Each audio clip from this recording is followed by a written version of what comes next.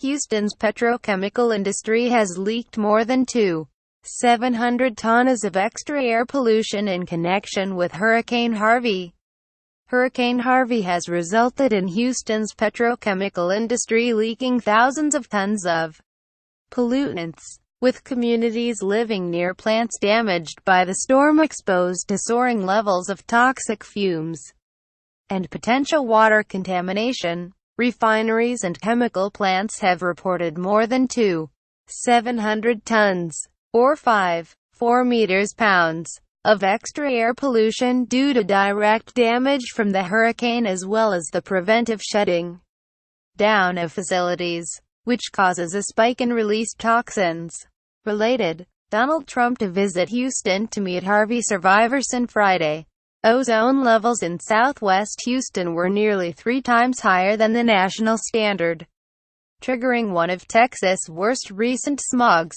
Scientists warned that people outside cleaning up in the aftermath of Harvey were vulnerable to the poor air, particularly the elderly, children and those with asthma. According to an analysis by the Center for Biological Diversity, a cocktail of nearly 1 meter pounds of particularly harmful substances such as benzene, hexane, sulfur dioxide, butadiene and xylene have been emitted by more than 60 petroleum industry plants operated by ExxonMobil, Shell, Chevron and other businesses since the hurricane. Houston has not met national air quality standards since the introduction of the Clean Air Act in 1970, and the sudden surge in pollution has caused deep concern among public health advocates. It's a really serious public health crisis from the pollution and other impacts people are facing, said Bakia Nelson, executive director of Air Alliance Houston.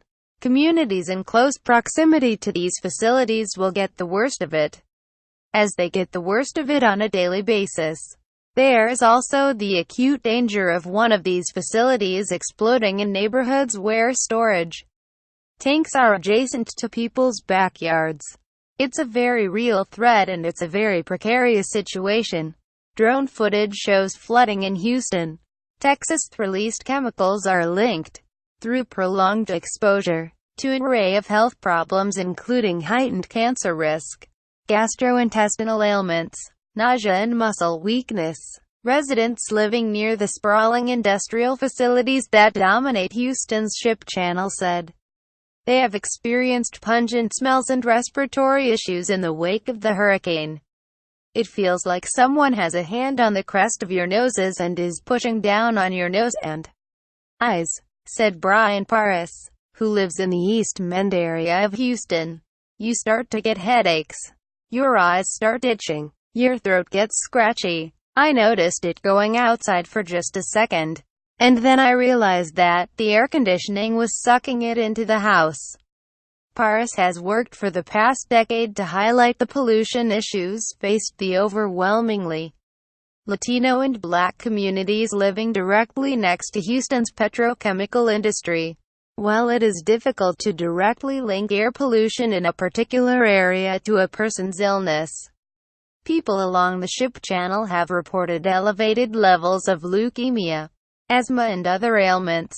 I grew up here and I remember being sick all the time, Paris said. I'm still pretty fucked up because of where I grew up and live.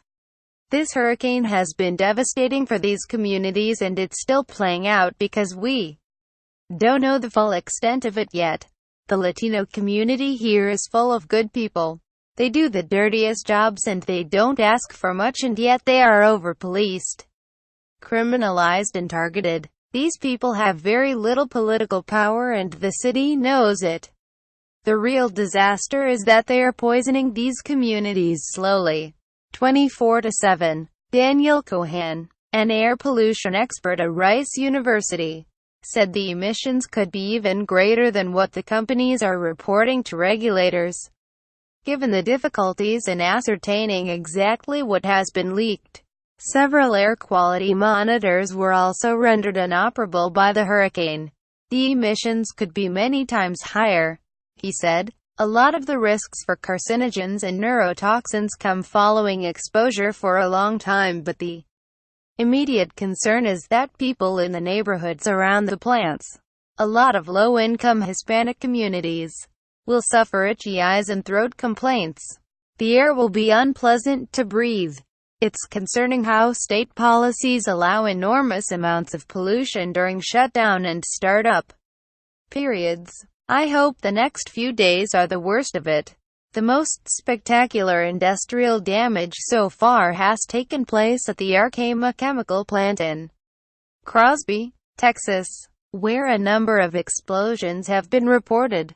Many other petrochemical facilities have reported lesser but significant damage to their roofs and holding tanks from Harvey, the heaviest rain event in recorded U.S. history. ExxonMobil had to shut down 2 facilities, with one damaged plant in Baytown releasing more than 1,250 pounds of chemicals including benzene and xylene. 14 plants, operated by firms including Shell and Dow Chemical, have also reported wastewater overflows following the hurricane.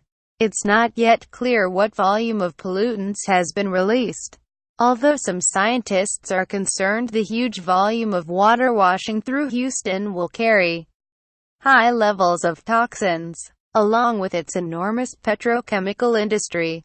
Harris County, in which Houston sits, has more than a dozen Superfund sites, federally designated toxic areas in need of cleaning up. That may also spread contamination. Related, Houston residents begin massive cleanup as Harvey death toll hits 45. The U.S.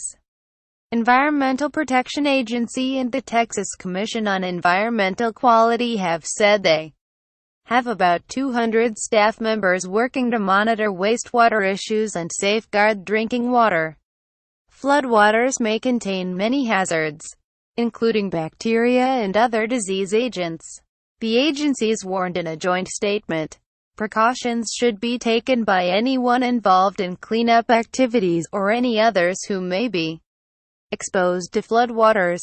These precautions include heeding all warnings from local and state authorities regarding boil water notices, swimming advisories, or other safety advisories.